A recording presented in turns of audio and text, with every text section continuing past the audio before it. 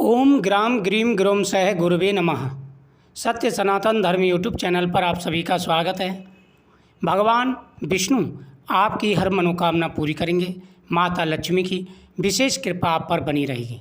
आइए आज सुनाता हूँ आपको बृहस्पतिवार की कथा। सबसे पहले पूजा विधि और फिर कथा। बृहस्पतिवार का दिन भगवान विष्णु को समर्पित है। इस दिन केले के वृक्ष के सामने देवगुरु बृहस्पति यानी देवताओं के गुरु बृहस्पति की पूजा की जाती है और वह विष्णु जी के स्वरूप माने जाते हैं। इस दिन भगवान विष्णु की पूजा भी की जाती है। इससे माता लक्ष्मी प्रसन्न होकर के आशीर्वाद देती हैं। सबसे पहले सुबह स्नान करते समय जल में थोड़ी सी हल्दी डाल करके स्नान आप कर लें। स्नान कर चुके हैं तो फिर आप जब पूजा करें तो सबसे पहले 1 लोटा जल लें, उसमें हल्दी डालें, चने की दाल डालें, थोड़ा सा गुड़ डालें। एक अलग से कटोरी लें, उसमें चने भुने हुए चने और गुड़ और मुनक्का रखें और हाथ में पुष्प लेकर के चने की दाल लेकर के इस कथा का श्रवण करें। बृहस्पतिवार के दिन कपड़े ना धोएं, बाल नाखून आदि ना काटें, मीट मांस का प्रयोग घर में नहीं होना चाहिए। इन बातों का ध्यान रखें और घर में कलेश नहीं होना चाहिए। प्राचीन समय की बात है, एक राजा थे। राजा काफ़ी दयालु थे, धर्मात्मा थे। वह पूजा पाठ करते और साथ ही दान पुण्य किया करते थे। इससे रानी काफ़ी चिढ़ा करती थी। रानी कहती कि राजा तो दिन रात दान पुण्य में ही लगे रहते हैं। एक बार भगवान बृहस्पति देव ने मन में विचार किया, राजा तो धर्मात्मा है ही है, लेकिन अब मुझे इसकी रानी की परीक्षा लेनी होगी, इसकी पत्नी की परीक्षा लेनी होगी, क्योंकि घर की लक्ष्मी स्त्री को ही माना जाता है और उनमें लक्ष्मी जैसे गुण हों तो घर स्वर्ग बन जाता है। लेकिन 8 प्रकार की स्त्रियों के लक्षण बताए गए। 8 प्रकार की स्त्रियां होती हैं, जिनमें से पहली जो होती है वह होती है लक्ष्मी स्वरूपा। दूसरी होती है जिसे दरिद्रता का रूप कहा जाता है, जैसे सुबह लेट उठना, कलेश करना, साथ ही साथ कोई नियमों का पालन ना करना, अनेक प्रकार के वो होते हैं। तो देवगुरु बृहस्पति ने मन में विचार किया, चलो इसकी परीक्षा लें। तो बृहस्पतिवार का दिन था, राजा कहीं बाहर गई हुई थी। देवगुरु बृहस्पति ने जा कर के अलग जगाया और भिक्षा मांगी। रानी ने कहा कि साधु महाराज, मैं तो इस दान पुण्य से तंग आ गई हूँ। मेरा पति धन लुटाता रहता है, राजा ही धन लुटाता रहता है। कृपा करके कोई ऐसा उपाय बताइए जिससे ये धन नष्ट हो जाए।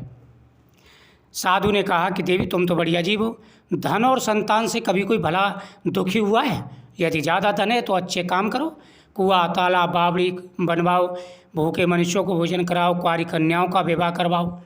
उसने कहा, महाराज मुझे ज्ञान मत दीजिए, मुझे ये ऐसा उपाय बताइए जिससे हमारा धन नष्ट हो जाए। तो भगवान विष्णु बृहस्पति देव बोले, ठीक है देवी, जो साधु के रूप में आए थे, मैं तुम्हें एक उपाय बताता हूँ। बृहस्पतिवार के दिन चढ़ने पर उठना, यानी जब सूर्य उदय हो जाए, सूर्य ऊपर आ जाए, धूप निकले आए, तब उठना। झाड़ू लगाकर कूड़े को कोने में इकट्ठा कर देना, भोजन बनाकर के चूल्हे के पीछे रख देना, बाल धोना, साबुन का प्रयोग करना और अपने पति से बोलना कि वो हजामत अवश्य बनवाएं।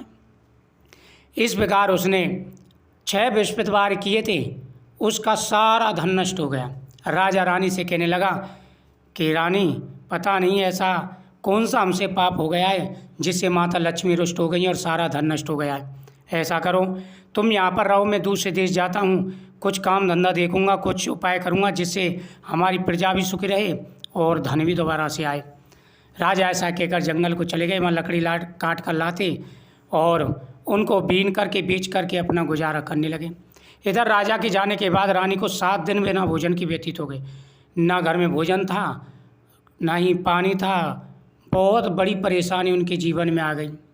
एक बार रानी ने अपनी दासी से कहा, दासी देख, पास के नगर में मेरी बहन रहती है, वह बहुत धनवान है, उसके पास जा और 5 शेर बेच लिया।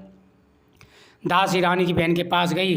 रानी की बहन उस समय बृहस्पतिवार की पूजा कर रही थी, क्योंकि उस दिन गुरुवार था। उसने कई बार कहा, लेकिन उसने कोई उत्तर नहीं दिया, क्योंकि वह कथा सुन रही थी। जब तक कथा होती है ना उठते हैं ना बोलते हैं। दासी काफ़ी बार कहकर के वापस आ गई और रानी से कहने लगी कि तुम्हारी बहन तो बहुत घमंडी है, मैंने बहुत आवाज़ें लगाई लेकिन उसने कोई उत्तर नहीं दिया। वह रानी कहने लगी कि दासी, उसका खोट नहीं है, जब मनुष्य पर विपत्ति आती है तो सभी साथ छोड़ देते हैं। इधर रानी की बहन ने पूजा समाप्त की और मन में विचार किया कि मेरी बहन की दासी आई थी, पता नहीं क्या काम था, मैं पूजा कर रही थी, उससे बोली नहीं, उसने मन में क्या सोचा होगा। यह मन में विचार करके वो बहन रानी के पास पहुंची और बोली कि बहन, मैं बृहस्पतिवार की पूजा कर रही थी, तुम्हारी दासी गई, लेकिन जब तक कथा होती है ना उठते ना बोलते हैं, कहो क्या काम था। उन्होंने कहा, बहन तुमसे कोई बात छुपी नहीं है, देखो हमारे घर में अनाज नहीं है और साथ ही साथ 7 दिन हमें बिना भोजन के व्यतीत हो गए, इसलिए मैंने 5 सेर बीजल लाने के लिए अपनी दासी को तुम्हारे घर भेजा था। उन्होंने कहा, देखो भगवान विष्णु सबकी मनोकामना पूरी करते हैं। आज गुरुवार है और घर के अंदर जा कर के देखो तुम्हें बेजर का भरा हुआ घड़ा जरूर मिलेगा। दासी घर के अंदर गई तो ये उसे घड़ा बेजर का भरा हुआ मिला। वो अचंभित हो गई, क्योंकि इससे पहले उन्होंने सारे बर्तन देख लिए थे, सारे खाली थे। अब दासी बोली रानी से कि रानी देखो, हम वैसे भी भूखे ही रहते हैं, व्रत सा ही हो जाता है, अगर व्रत की विधि इनसे पूछ ली जाए तो हम भी विष्णु द्वार का पूजन करेंगे। तो उसने अपनी बहन से कहा कि बहन मुझे भी इसकी विधि बताइए। बहन बोली, देखो बहन रानी से, विष्णु द्वार का दिन भगवान विष्णु का दिन है। इस दिन भगवान विष्णु की पूजा केले के वृक्ष के सामने करते हैं। नियमों का पालन करना चाहिए। इस दिन लड़ाई झगड़ा ना करें, घर में तामसिक भोजन नहीं बनना चाहिए, और साथ ही केले के वृक्ष के सामने एक लोटे में जल और हल्दी डाल करके, गुड़ चना डाल करके भगवान विष्णुदेव की कथा का श्रवण करें, पीला भोजन करें, भगवान को पीले पुष्प और पीले भोजन समर्पित करें, इससे आपकी मनोकामना पूरी होगी। तो रानी ने व्रत रखने प्रारंभ कर दिए। इधर भगवान विष्णु ने सोचा कि इसने व्रत रखने तो प्रारंभ कर दिए, लेकिन खाने के लिए तो इनके पास कुछ भी नहीं है। तो भगवान विष्णुदेव साधु का रूप धारण करके 2 थालों में पीला भोजन दासी को दे करके बोले, ये तुम्हारे और रानी के लिए। दासी भोजन लेकर के आई और बोली कि आ जाओ महारानी, भोजन कर लेते हैं। उन्होंने कहा कि भोजन तो हमारे पास है नहीं, भोजन करेंगे कहाँ से, बन की एक साधु हमारे लिए भोजन दे गया है। उन्होंने कहा, ये भोजन तुम्हारे लिए दे के गया है। दासी बोली, नहीं, हम दोनों के लिए भोजन दे के गया है। उन्होंने भोजन किया और इसके प्रभाव से उनके सारे कष्ट दूर होने लगे। फिर उनके पास काफ़ी धन आ गया। तो रानी फिर आलस करने लगी। तो दासी कहने लगी कि रानी आप आलस मत करिए, पहले भी आप आलस करती थी, सारा धन नष्ट हो गया था, अब धन को अच्छे कामों में लगाइए और साथ ही कुआं तालाब बावड़ी बनवाइए, धर्मशाला बनवाइए, कुंवारी कन्याओं का विवाह करवाइए, जिससे तुम्हारा यश फैलेगा। रानी ने ऐसे ही कर्म करने प्रारंभ कर दिए, उनका यश फैलने लगा। एक दिन रानी उदास मन से बैठी थी और राजा को याद कर रही थी। उसने विष्णु भगवान से प्रार्थना की, प्रभु राजा की कोई खबर नहीं है, उन्हें कृपा करके जल्दी भेज दीजिए। भगवान विष्णु राजा के पास गए और कहने लगे साधु का रूप धारण करके, राजन किस चिंता में बैठे हो। राजा कहने लगा कि महाराज आप तो सब कुछ जानते हैं, मैं क्या कहूँ, मेरा राजपाट दरिद्रता से गुजर रहा है, धन सारा नष्ट हो गया है, प्रजा कैसे होगी, रानी कैसे होगी, रानी की गलतियों के कारण ही ये हुआ, अब मुझे चिंता होती है।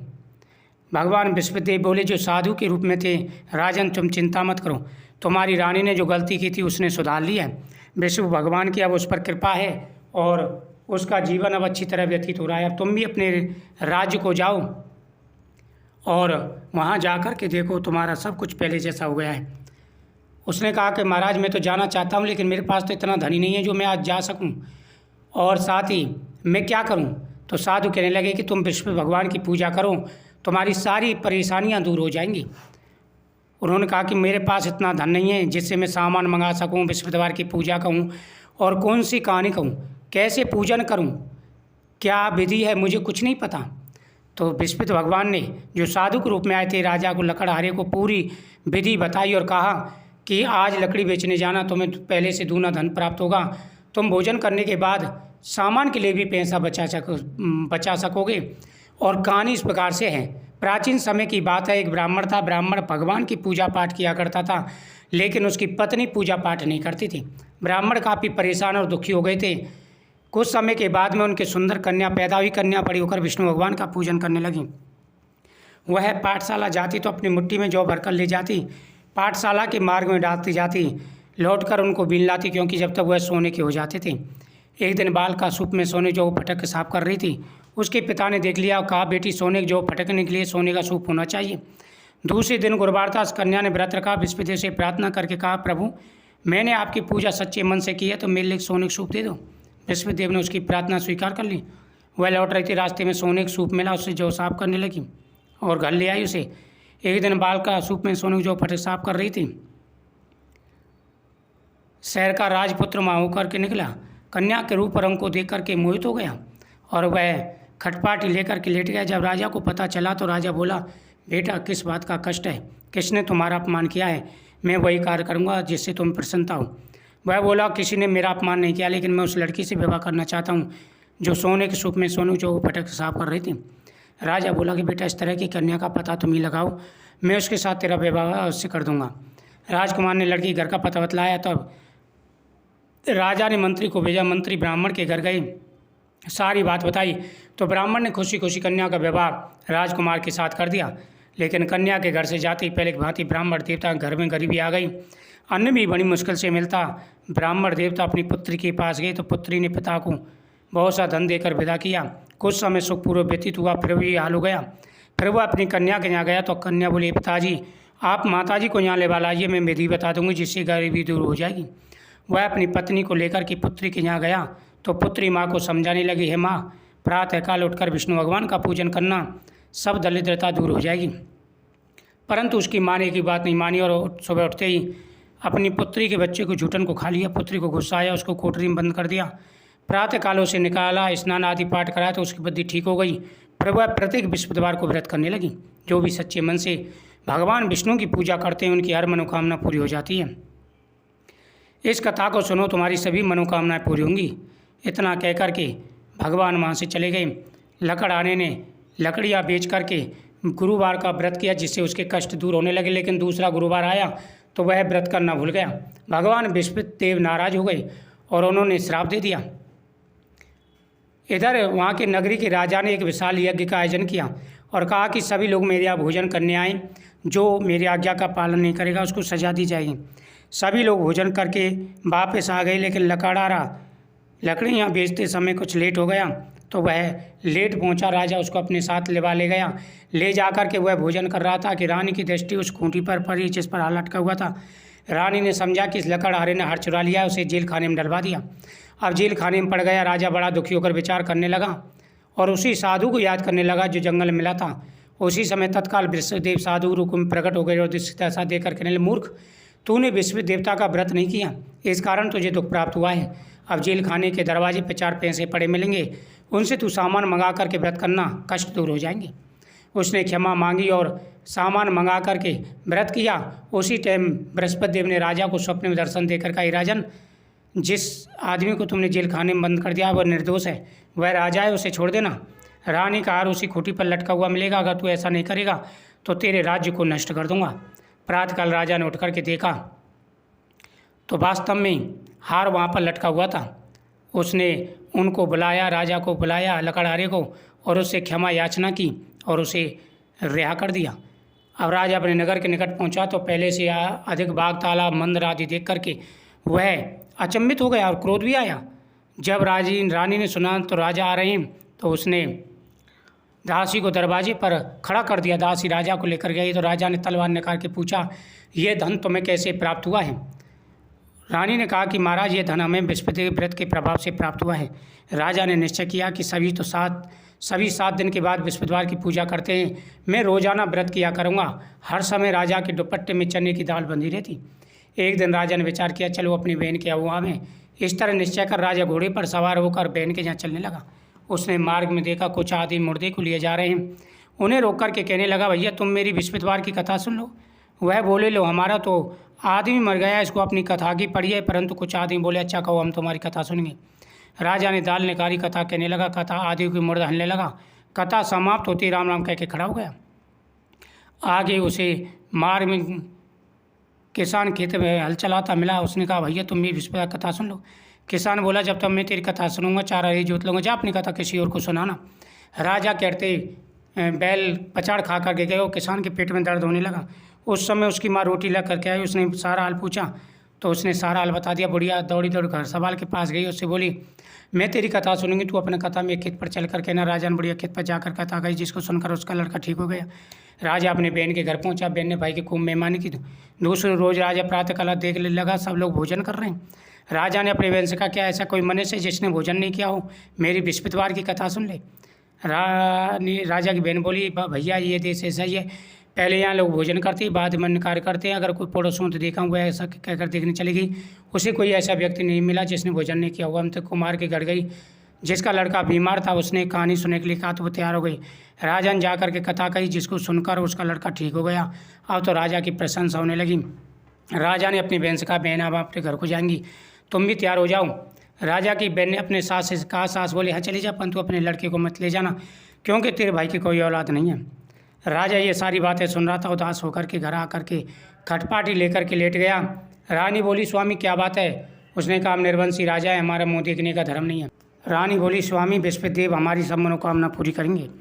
उसी रात को विष्णु भगवान ने राजा को दर्शन देकर कहा, राजन सोच त्याग दे, तेरी रानी गर्भ से है। राजा को यह सुनकर के बड़ी खुशी हुई। 9वें महीने में रानी के सुंदर पुत्र पैदा हुआ। तब राजा कहने लगा कि स्त्री बिना खाई रह सकती है, बिना कहीं नहीं रह सकती। मेरी बहन आवे, तुम मुझसे कुछ मत कहना। रानी ने सुनकर के हाँ कह दिया। जब राजा की बहन ने समाचार सुना तो बधाई लेकर भाई कहीं आई। तभी रानी ने कहा, घोड़ा चढ़कर नहीं आई, गधा चढ़ी आई। राजा की बहन बोली, भाभी मैं इस प्रकार न कहती तो मैं औलाद कैसे मिलती? बृहस्पति देव ऐसे ही हैं, जैसे जिसके मन में कामना हो सभी की पूर्ण करते हैं।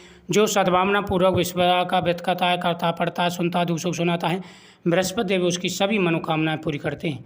बोल बृहस्पति देव भगवान की जय।